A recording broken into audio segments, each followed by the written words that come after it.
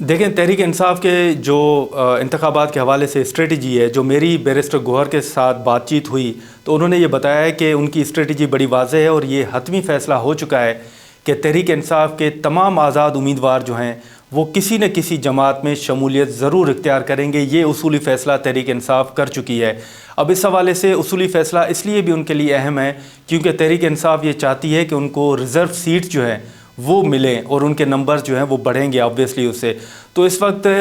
جو تحریک انصاف ہے اس کے سامنے 3 سے 4 آپشنز موجود ہیں۔ ایک تو اعجاز الحق صاحب کی پارٹی ہے، پھر سنی اتحاد کونسل کی پارٹی ہے، اور اسی کے ساتھ ساتھ جو MWM پارٹی ہے وہ بھی ان کے سامنے ہے۔ جماعت اسلامی کے حوالے سے پہلے بات ہوئی کہ شاید تحریک انصاف کے آزاد امیدوار جماعت اسلامی کی طرف جائیں، لیکن شاید اس حوالے سے وضاحت سامنے آ چکی ہے۔ تو جو بیرسٹر گوہر صاحب سے ہماری گفتگو ہوئی اس حوالے سے بیرسٹر گوہر صاحب نے یہ واضح کہا ہے کہ تحریک انصاف کے تمام آزاد امیدوار کسی دوسری جماعت میں شمولیت اختیار کریں گے تاکہ ریزرو سیٹس جو ہیں وہ ان کو موصول ہو سکیں، اور دوسرا یہ ہے کہ اس سے پھر وہ اپنے مزید جو ہے وفاق میں حکومت بنانے میں شاید ان کو آسانی ہوگی۔ آبویسلی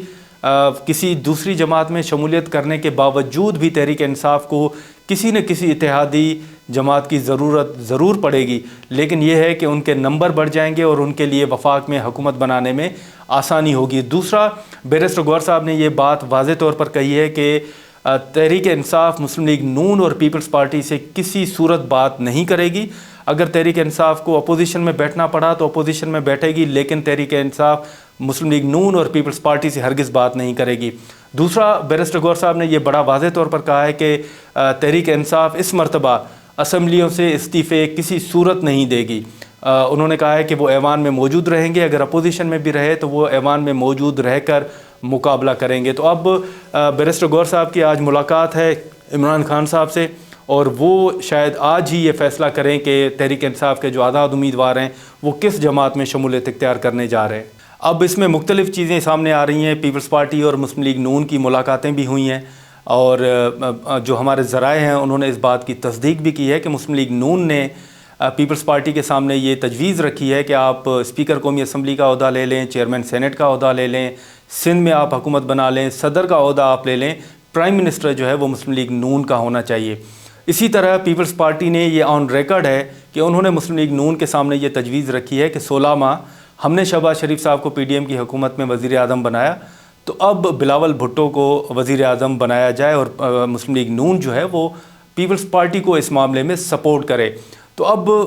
پیپلز پارٹی نے واضح طور پر یہ بھی کہا ہے کہ 16 ماہ آپ حکومت میں رہے، آپ وزیر اعظم رہیں، اب بلاول بھٹو کو موقع دیا جانا چاہیے۔ تو اب آج جو پیپلز پارٹی کی CEC کی میٹنگ ہے اس میٹنگ میں بھی یہ معاملہ زیر غور آنا ہے، لیکن اس میں جو سب سے اہم بات ہے وہ یہ بات ہے کہ پیپلز پارٹی کے تقریباً جو میجارٹی ہے، اگر میں کہوں کہ 70% جو سینئر رہنما ہیں وہ اس حق میں نہیں ہے کہ بلاول بھٹو جو ہے موجودہ سیٹ اپ میں وزیر اعظم بنے۔ پیپلز پارٹی کی سینئر جو رہنما ہیں وہ یہ سمجھتے ہیں کہ اس حکومت کا حصہ بھی نہیں بننا چاہیے بلکہ ہمیں اپوزیشن میں بیٹھنا چاہیے۔ لیکن اب یہ بھی کہا جا رہا ہے کہ سابق صدر آصف علی زرداری صاحب جو ہیں ان کے مذاکرات بھی چل رہے ہیں، بات چیت بھی چل رہی ہے، تو اصل فیصلہ جو ہے وہ شاید زرداری صاحب نے کرنا ہے، لیکن پیپلز پارٹی کے سینئر رہنما اس حق میں نہیں ہیں کہ وہ حکومت کا حصہ بنے۔ ایک تجویز یہ بھی سامنے آ رہی ہے کہ مسلم لیگ نون کے سامنے جو پیپلز پارٹی کا منشور ہے وہ رکھا جائے اور مسلم لیگ نون سے یہ کمٹمنٹ لی جائے کہ آپ پیپلز پارٹی کے اس منشور پر عمل درآمد کریں گے، تو اس صورت میں پیپلز پارٹی مسلم لیگ نون کو سپورٹ کرے لیکن وہ حکومت کا حصہ نہ بنے۔ تو یہ مختلف تجاویز جو ہیں وہ سامنے ضرور آ رہی ہیں، لیکن میجارٹی پیپلز پارٹی کے اندر یہ سوچ رکھتی ہے کہ پیپلز پارٹی کو مسلم لیگ نون کے ساتھ مل کر حکومت نہیں بنانی چاہیے۔ دیکھیں، جو 2 بڑی جماعتیں ہیں جس میں پاکستان پیپلز پارٹی اور مسلم لیگ نون شامل ہے، اگر اس حوالے سے ہم بات کریں کہ ان کا وزارت عظمیٰ کے لیے امیدوار کون ہے، تو پیپلز پارٹی نے تو یہ واضح طور پر کہا ہے، CEC نے بلاول بھٹو زرداری کو وزیر اعظم کے امیدوار کے طور پر نامزد کیا ہے، اور دوسری جانب مسلم لیگ نون کی جانب سے وزیر اعظم کے وزارت عظمیٰ کے جو امیدوار ہیں وہ نواز شریف صاحب ہیں۔ لیکن اب اس دفعہ مسلم لیگ نون کی جانب سے یہ بھی سننے میں آیا کہ اگر ہمیں میجارٹی اس طرح نہیں ملتی جس طرح ہم ایکسپیکٹ کر رہے ہیں تو پھر شاید شہباز شریف کے چانسز جو ہیں وہ زیادہ ہوں۔ لیکن اب دیکھیں، 2 امیدوار تو ہمارے سامنے ہیں اور دونوں امیدواروں کی اور دونوں پارٹیوں کی آپس میں باتیں بھی ہو رہی ہیں، لیکن ایک جماعت یہ چاہتی ہے کہ وہ حکومت میں نہ جائے اور اپوزیشن میں بیٹھا جائے، لیکن مسلم لیگ نون یہ چاہتی ہے کہ ہر صورت میں وفاق میں حکومت بنائی جائے گی۔ جو نواز شریف صاحب نے وکٹری اسپیچ کی اپنی، اس میں انہوں نے واضح طور پر کہا کہ دیگر جماعتوں کے ساتھ مل کر ہم حکومت بنائیں گے، پنجاب میں وہ حکومت بنانے کا دعویٰ کرتے ہیں۔ تو وکٹری اسپیچ سے یہ تو واضح ہوتا ہے کہ جو مطلوبہ نمبر ہے وہ نہ ہونے کے باوجود مسلم لیگ نون اس بات پر بضد ہے کہ وفاق میں حکومت وہ بنائے اور وزارت عظمیٰ پر انہی کا بندہ جو ہے وہ وزیر اعظم ہو۔ بالکل اس حوالے سے باتیں چل رہی ہیں کہ شاید مریم نواز کو جو ہے، پہلے یہ باتیں چلی کہ مریم نواز کو وزیر خارجہ بنایا جائے، لیکن اب کچھ باتیں مسلم لیگ نون کے اندر یہ اٹھ رہی ہیں کہ شاید مریم نواز کو جو ہے وہ وزیر اعلیٰ پنجاب نامزد کیا جائے۔ لیکن اس حوالے سے مسلم لیگ نون کو کئی مشکلات کا سامنا بھی کرنا پڑے گا۔ جیسے انہوں نے IPP کے ساتھ اتحاد کیا تو علیم خان صاحب پہلے بھی 2018 کے الیکشن میں بھی وزارت اعلیٰ کے امیدوار رہے تھے، اور میرا خیال ہے کسی حد تک یہی وجہ ہے کہ علیم خان کے اختلافات ہوئے PTI کے ساتھ۔ تو اگر اس تمام صورتحال کے باوجود کسی نہ کسی طرح مسلم لیگ نون حکومت بنا بھی لیتی ہے وفاق میں، تو وہ بہت کمزور ہوگی، اور اختر مینگل صاحب نے تو یہ کہہ دیا ہے کہ وہ حکومت 1 سال سے زیادہ نہیں چل سکے گی۔ تو جہاں مسلم لیگ نون کی وفاق میں حکومت کمزور ہوگی، وہیں جو دیگر اتحادی ہوں گے ان کو ایڈجسٹ کرنے میں بھی مسلم لیگ نون کو بڑی مشکلات کا سامنا کرنا پڑے گا۔ ہمارے سامنے مثال 2018 کے انتخابات کے بعد بننے والی تحریک انصاف کی حکومت کے ہیں، جس کے بعد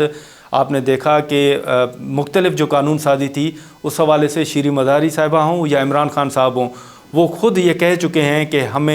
ہم بلیک میل ہوتے رہے۔ فروغ نسیم صاحب کا وہ نام لیتے ہیں کہ جو قانون سازی کی وہ ہم نے نہیں کی بلکہ کروائی گئی۔ لاپتہ افراد کا معاملہ وہ کہتے ہیں کہ فروغ نسیم صاحب نے کیا۔ قاضی فائز عیسیٰ صاحب کے خلاف جو ریفرنس تھا وہ بھی کہا جاتا ہے کہ وہ انہوں نے بھیجا۔ تو اتحادی حکومت اور کمزور اتحاد کی صورت میں یہ ایک بڑا چیلنجنگ ہوتا ہے، جس چیلنج کا سامنا مسلم لیگ نون کو بھی کرنا پڑے گا۔ دیکھیں اس وقت جو انتخابات کے حوالے سے نتائج سامنے آئے ہیں اور سیاسی جماعتوں کے اجلاس بھی ہو رہے ہیں، حکومت بنانے کی باتیں کی جا رہی ہیں، تو اس حوالے سے اگر ہم دیکھیں تو کہا جا رہا ہے کہ اس مہینے کے آخر تک قومی اسمبلی کا اجلاس جو ہے وہ بلایا جائے، اور سب سے پہلے جو ہے وہ اسپیکر قومی اسمبلی کا الیکشن ہو، اور اگر آپ دیکھیں تو جو بھی آزاد امیدوار یا جو بھی منتخب امیدوار ہیں وہ حلف لیں گے، اور اس کے بعد